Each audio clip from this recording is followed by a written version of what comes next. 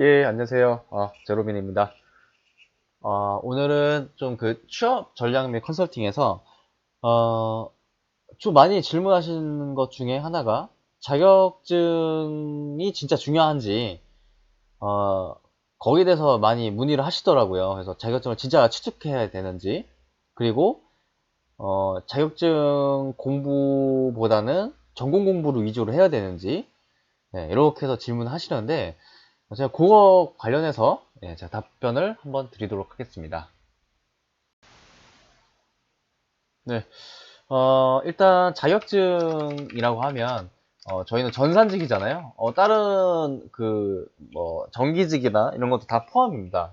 전산직 등이라고 하면 일단 여러분이 지금 이 강의를 들으신 들 대부분이 아마 공공기관을 아마 지원을 하실 겁니다. 공공기관 또는 정부기관에 예, 지원을 하시겠죠. 예.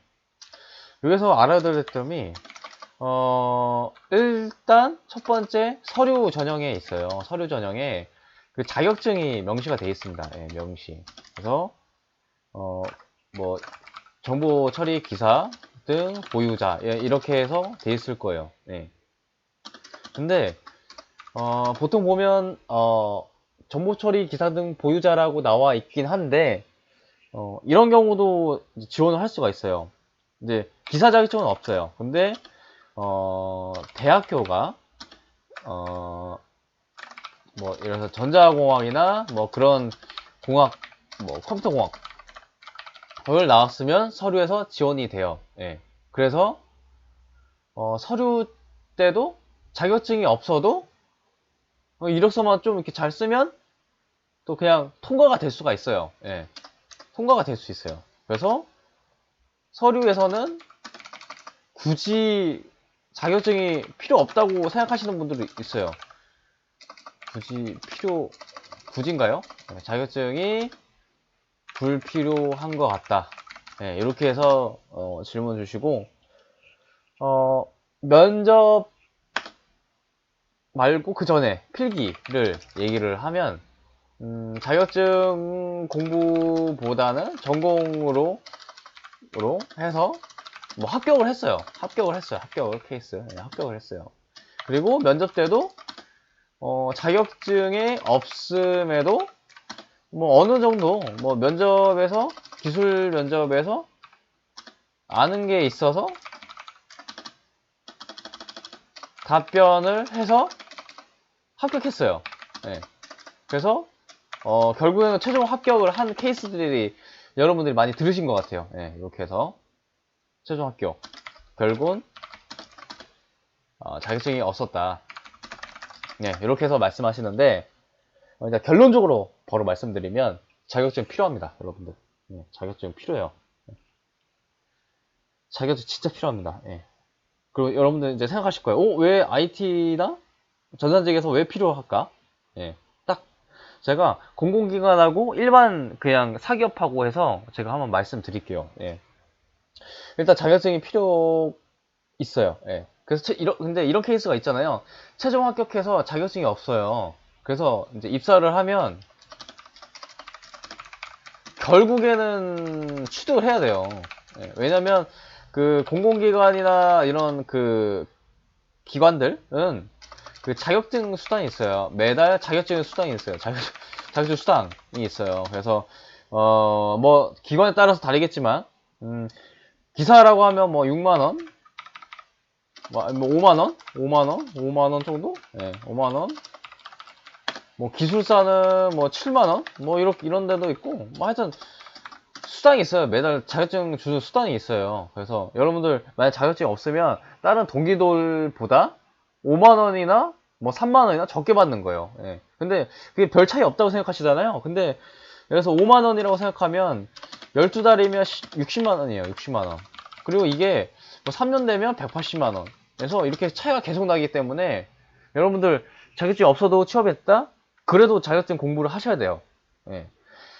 근데 이제 이미 취업이 된 상태에서 뭐 업무도 바쁘고 신입사원으로서 뭐 이것저것 일을 하는데 당연히 시간이 없잖아요. 그래서 자격증을 공부하는데 좀 더 힘드실 거예요. 그래서 결국에는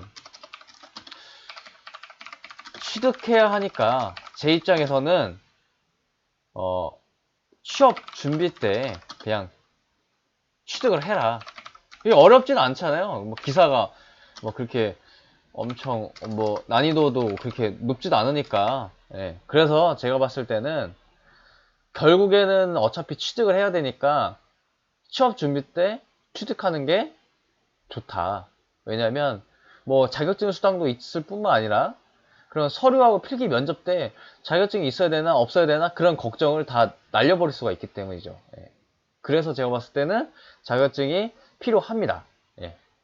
하지만 그 자격증이 있다고 해서 그 사람들의 뭐 기술이나 뭐 그런 능력들을 뭐 100% 확인할 수 있지 않지만 그래도 그런 이제 국가 자격증이잖아요. 그래서 국가 자격증이기 때문에 그 공공기관이나 뭐 사기업이나 인증하는 그런 게 있어요. 그래서 어쩔 수 없이 자격증은 필요합니다. 예. 그래서 자격증 필요하고 그래서 한편은 또 얘기할 거예요. 뭐 개발이나 이런 데는 굳이 필요하냐 뭐 이렇게 얘기를 하시는데 제가 공공기관 케이스만 말씀드렸는데 사기업의 케이스를 한번 말씀드릴게요. 네, 사기업. 사기업이라고 하면 SI 분야도 됐고 네, 개발 분야도 뭐 이렇게 등등 예, 여러 가지가 있을 거예요. 그래서 예를 들어서 이제 A라는 기업에 들어가요. A라는 기업에 들어가고 사기업 같은 경우에는 뭐 예를 들어서 어떻게 할까요? 예를 들어서 이제 삼성 SDI라고 할까요? 예, SD. 삼성 SDS. 예, 하여튼 좀 거론하기 좀 그러니까 이제 A의 SI 자회사라고 할게요. 예, 자회사라고 할게요. A의 제가 만약에 내가 A의 SI 자회사에 들어갔어요. 근데 자격증이 없었어요. 예, 자격증이 없고 개발은 능력은 뛰어나요. 개발 능력 굿. 예, 하지만 뭐 그렇게 여러 가지가 있는데 이게 SI 자회사가 굴러가는 구조가 뭐 자체적으로 뭐 돈을 생산하는 게 아니잖아요. 그래서 어디 그런 자회사니까 모회사에서 그런 발주하는 그런 것들을 이제 그 뭐 규격 입찰이나 여러 가지 그 프로세스를 통해서 사업을 따내게 돼요. 예. 사업을 따내게 됨. 예. 사업을 따내게 돼요. 예. 그래서 이렇게 되면 보통 비모회사 예, 이렇게 해서 사업을 따내게 돼요. 예, 사업을. 그래서 사업을 따내게 되면 여러분들 뭐 향후에는 이제 하실 거지만 입찰 제안서를 써요. 예, 입찰 제안서. 예, 입찰 제안서를 B라는 모회사에서 쓰고 이거를 보통 RFP라고 하잖아요. 예, RFP. 뭐 RFP라고 하는데 RFP. 입찰 제안서를 쓰고 모회사에서 쓰는 거죠. 예, 모회사에서 쓰고 입찰 제안서 쓰고 그 다음에 A라는 자회사가 이거를 그 입찰 제안서에 맞게 또 작성하는 게 있어요. 예, 예를 들어서 이제 모회사에서 그 RFP를 운영해서 뭐 어떤 규격이 필요하다라고 했을 때 A라는 자회사가 입찰 제안서에 맞게 이제 제안서를 쓰는 거예요. 제안서. 입찰 제안서를 쓰는데 제안서를 작성을 합니다. 예. 그러면 입찰 제안서에는 모회사가 이제 이거 지금 네, 이렇게 됐죠. 자꾸 헷갈려가지고. 그래서 A라는 자회사가 제안서를 써요.